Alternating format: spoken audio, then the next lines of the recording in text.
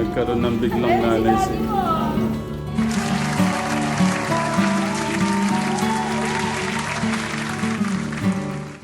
Yan, meron tayong bisita ka Tekram, si Pastor James at saka po si Sister Lilian. Si Sister Lilian nanonood po pala sa atin ka Tekram. Isa po siyang solid ka Tekram. Yan. Tapos ang kanyang asawa, ang ating pastor, ay nakikita ko pala niya si Kuya Kirby. Kuya Kirby, nakikita ka pala ni Pastor dyan araw-araw. Ngayon, Katekram, bumisita ko sila. Nais po nilang, pagka daw may time si Kuya Kirby, magkakapatid, gusto nilang, nais po nilang ma-invite sa church po nila. Dito lang, malapit lang daw, Katekram. May kwento po si Pastor kanina. Yung kwento niya parang hindi naiiba sa kwento niyo. So, Pastor, pwedeng i-ano po natin yung kwento niyo sa kanila para parang binago kayo ng ating Diyos. No? Paano po nagsimula, Pastor? Ang totoo nun, lagi na talaga nakikita dyan. Dumadaan ako dyan. Para bang nakikita ko yung sarili ko sa'yo. Na, kasi dati rin kasi akong addict. Hindi lang basta addict ako. Hindi ako user. Puser pa ako noong araw. Talagang pinagdaanan ko. Matagal ako naging addict. Tsaka talagang naranasan ko na parang nasira rin ang buhay ko. Tapos dumating ang panahon na kinakausap ko na rin sarili ko. Tsaka sino-sino yung kinakausap ko. Para bang wala ako talaga sa sarili. Na ganun. Kasi ang epekto kasi ng drugs talaga, ganyan eh. Hindi lang naman kasi marijuana tinira ko ng araw eh. Naggamot pa ako, nagsyabo ko. Kaya lang yung turok, hindi ko sinubukan. Kasi ano na yun eh, mas grabe na yun eh. Kaya nung ako binago ng Panginoon, nadinig ko nga kay Sir na walang imposible sa Diyos. Talagang walang imposible. Lahat ay posible, kayang baguhin ng Panginoon kahit sino. Kahit gaano ka pa tayong kasama, kaya tayong baguhin ng Panginoon. Naniniwala ka ba ron? Kaya ako, dati talaga akong pusakal na suga pa talaga ako. Pero dahil sa biyaya ng Panginoon, binago niya ako. Kaya ako, pastor. Pastor ngayon. Lahat ng bisyo talaga nasa akin. Walang bisyo na wala sa akin. Talagang ang Panginoon talaga, pagka talagang hinanap mo si Lord, talagang babaguhin ka talaga kahit ano pa naging sitwasyon ng buhay mo. Kaya naniniwala ako ron. Kaya siguro tayo pinagkita. May plano ang Diyos sa'yo na mailapit ka namin sa Panginoon. Kasi ang tunay na pagbabago yung makakilala tayo sa Panginoon Wala tayong tao na po pwedeng magbago sa atin kundi ang Panginoon. Ganun lang ganun lang Yung mga taong ginagamit, instrumento lang ni Lord yan Instrumento lang para pero si Lord talaga yung tunay na may hawak ng buhay natin. Naniniwala ka ba ron?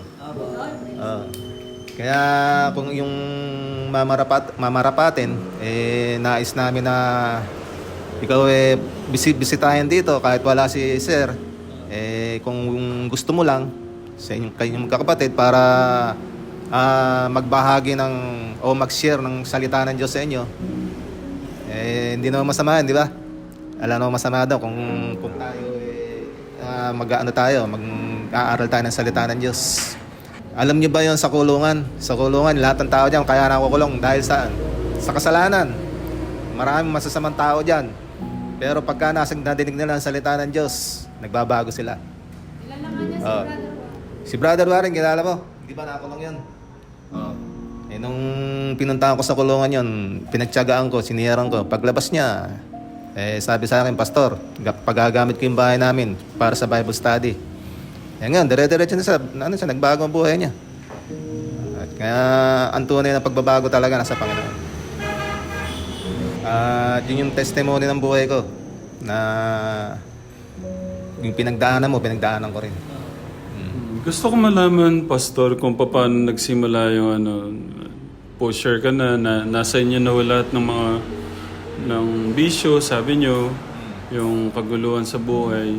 Paano nyo naisip o paano dumating sa isang araw na biglang nagbago yung ano nyo? Meron po bang isang tao na ginamit ang ating Diyos para mapaliwanagan po kayo? Paano po nangyari? O meron pong pagsubok na nangyari? Ganito po yun. Nung ako po nakatulala sa aming terrace, nangusap po ang Lord sa akin. May radyo po kasi kami, radyo Nadinig ko po yung salita ng Diyos. Wait lang. Kailangan na daw po sa trabaho. Sorry kuya. Kuya, dito ka. Nadinig ko ang salita ng Diyos sa pamamagitan ng radyo. Kasi yung pananampalataya ko kasi buo ng pakikinig lamang Kaya nung madinig ko yung versikulo na ito, yung verse sa Bible, yung salita ng Panginoon, sabi doon, lumapit kayo sa akin lahat na napapagal at nabibigatan sa inyong mga pasanin at kayo aking pagpapahingahin. Mag-aral kayo sa akin at makakasumpong kayo ng kapahingahan para sa inyong mga kaluluwa. Nung madinig ko po yun, si Lord yun si Jesus kasi yung nagsalita nun Kinausap niya ako sa pamamagitan ng radyo. Nadinig ko. Oo nga kasi mabigat na yung pagsubok sa akin Tsaka gusto ko na rin magpakamatay Dahil parang wala nang pag-asa buhay ko. Mismong magulang ko, kapatid ko, tinakwil ako. Kaibigan ko na matitino, tinakwil ako. Pero nung madinig ko yung salitang ito na nanggaling sa Panginoong Yesus, yung Panginoon, nagbago po ako. Nagbago ako sa pamamagitan ng Panginoon. Pero kumusta ho kayo ngayon ng mga parents nyo, mga kapatid nyo? Okay na po yung relasyon natin yan. Magmula nung ako binago ng Panginoon. Ayun, okay na. Hindi na kami, magkakasundo na kami, lahat. Opo. Nagmamahalan na kami. Opo. Gusto ko malaman, Pastor, paano naman nagsimula lahat ng mga bisyo sa buhay po niyo? Dahil po sa barkada yun. Mga ilang taon ho kayo na? Mga 23 years old siguro ako na. 23 years. Pero sabi niyo kanina, Pastor, umabot ng 20 years yung bisyo niyo. Opo. Pero yung pagtutulak po ng mga drugs, pusher po ang tawag ko doon. Opo. Gano'n ho katagal yun? Siguro po mga halos 10 years po, mga ganun. Grabe, ang tagal no. Ibig sabihin, ang daming buhay nung... Marami po ang buhay akong sinira ng mga kabataan po na araw. Una, marijuana. Sumunod, shabu. Yun. Pero yung gamot, personal ko yung gamot Nung nung tumama sa akin yung mga marijuana na naggamot ako. Dahil sa, wala na akong kwenta yung marijuana sa akin. Ayun. Ayun nga. Kaya tumagal ho ng ganong katagal na 10 taon na nagsisi rin ako sa sarili ko dahil marami akong sinirang isip ng mga kabataan. Maliliit pa lang ganun. Oo. Kagaya po niyo. Parang na-imagine niyo po ba si Kuya Kirby? Opo. Parang dahil siguro sa kundi sana ako isa sa mga nagtutulok ng mga drugs, sana hindi dumami yung kagaya ni Kuya Kirby na niyo siguro gano'n. Opo, na-realize ko po yun na ang drugs po talaga wala idudulot na maganda sa buhay ng tao. Kaya nung nagsisi po ako ng gusto dahil sa siguro dahil sa Panginoon, dahil kinausap niya ako. Kaya magmula nun, minto na akong kapapuser. Nung minto ako ng kapapuser, nag-user ulit ako. Nagsawa rin ako. Wala rin nangyari. Kaya yun, masisira lang ang buhay ko kako rito. Wala akong mayayari dito. Nung bago po magsimula yung mga bisyo nyo, Pastor, ano po ba nun? Magulo po ba sa bahay nyo nun? Hindi po ba okay si mama at papa nyo? Ano po ba? Kasi sila, gaya nila, talagang nagkakasakitan. Nagdaan din po kasi kami sa mahirap na pamilya noong araw. Kumbaga, kaming magkakapatid, hindi rin nagkakasundo-sundo, nag-aaway-away. Yung tatay ko po kasi nung panahon na yun, walang trabaho. Yung nanay ko nagtatrabaho. Kaya na ko sa sarili ko na parang hindi ako masaya sa bahay kung saan ako natitira. Alis ako ng alis sa amin. Hanggang sa nabarkada ako sa mga adik. So, Ayun. nga. Oh, yun, nga ganun. yung kagaya po nung kwento po ng buhay nila, ang daming problema nung papat mama nila. Kaya yung mas gusto po nila sa barkada. Yun, kaya Yun nga po. thank you po sa gusto nyong pag-invite sa magkakapatid sa inyo pong sa inyong church. Maraming baka meron o kayong gustong iwan na mensahe sa mga kababayan po natin na makakapanood po ng video po niyo. Ang nais ko lamang po na ibahagi o i-mensahe sa ating mga kababayan na ang bisyo po talaga walang idudulot na maganda sa buhay ng tao. Kahit ano po pong bisyo yan, talagang yan sisirain po ang ating katawan. Yung mga natutokso sa bisyo, wag na po natin ituloy dahil hindi po magiging maganda resulta sa buhay po natin sapagkat sisirain po ang buhay po natin ito. Yung mga lalo-lalo na yung mga drugs. Kaya po yung po galit na galit po yung ating presidente noong araw, si Presidente Duterte, na ang drugs po talagang sisirain po ang utak po natin. Kaya po, yun lang po masasabi ko na bagamat ako po nanggaling po sa ganitong bisyo, hindi ko po kinakaila na talagang alam na alam ko po kung ano po ang epekto nito sa buhay ng tao. Kaya po, yun po, wag muna natin subukan, lalo po sa mga kabataan, wag po natin subukan ang pagbibisyo dahil sisirain po ang buhay niyo. Ito. Yun lang po. Maraming salamat po sa inyo. Sa inyo po, sir. Salamat po. Maraming salamat po. Ha? Yeah. Hi, baby. Thank you po. Alam mo, wala kang mami. Kami naman po walang anak. Ayan. Yung anak-anakan niyo. Wala kaming anak, baby. Baka gusto mo maging mami si ate. Love you, darling. Thank you po. God bless po. God bless. Thank you po. God bless Thank you po. At yung kalusugan niyo po, ingatan niyo rin. Opo, thank you po sa pagmamahal sa mga bata. Kita-kita tayo.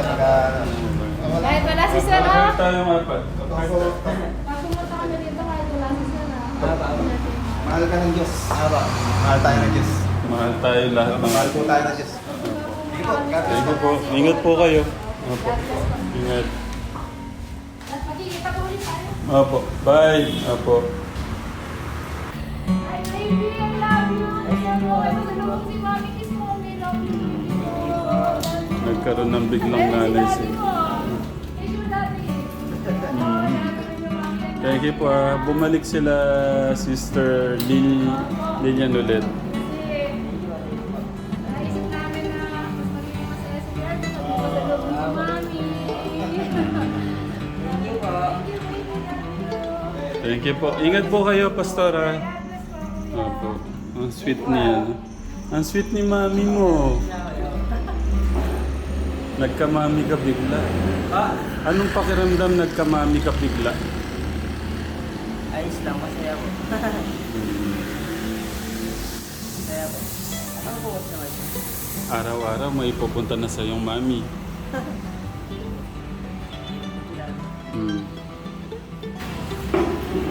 Kabaho na ako. Ihin mo na ako, kainin mo ba? Ha? Sige, kaya mo na. Dala ng mami mo yan, kainin mo na. Meron na siyang maming bago. Meron na nga eh. Yan pa sa lubong po nila tita nila. Dumating na si Sir. Thank you po. Manalis ba kayo, sir? Kung ano, sir, pwede mong Yung ating yung gagawa po ng ating mga magagandang bintana si Kuya. Pangalan. Kuya? Po? Bear, sir, bear. Si Kuya Bear. Yan. Ba't tagal po namin kayo nintay ah? Bumaba ako, sir, ng Okay. Ano po yan? White? white yan, sir. Oh, babagay nga. Tinutugan na, sir. Hmm. Medyo yung gumagaan, sir. Opo, dito po sa ano, makikiano tayo. Ayan po yung ano.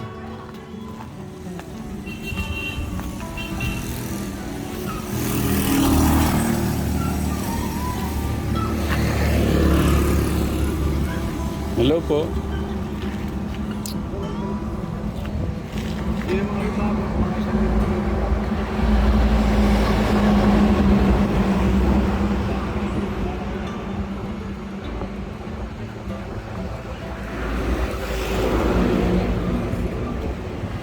Pero okay na sir na pupuin ko na to para bukas sasalpak ko na lang. Di-pe-frame ko na sa amin para hindi na magko ng kuryente. Oo, kasi ganun. Ano din Malaki eh. sir. Oo. Ano na lang. Sige, kuya. Bukas na lang. Ingat po kayo. Opo. Sa mga gusto kong kontakin ho kayo. Si Kuya Ber po. Sa mga gusto po magpagawa ng sliding window ka-telegram, kontakin nyo lang si Kuya Ber. Number nyo po, Kuya Ber. 0985-951-2006. Okay, pagbalik ko namin, dapat maganda yung pagkakakabit ha. Kasi meron din ho kaming pupuntahan eh. Kaya, Sir, check ko lang yung CR sir. sige po.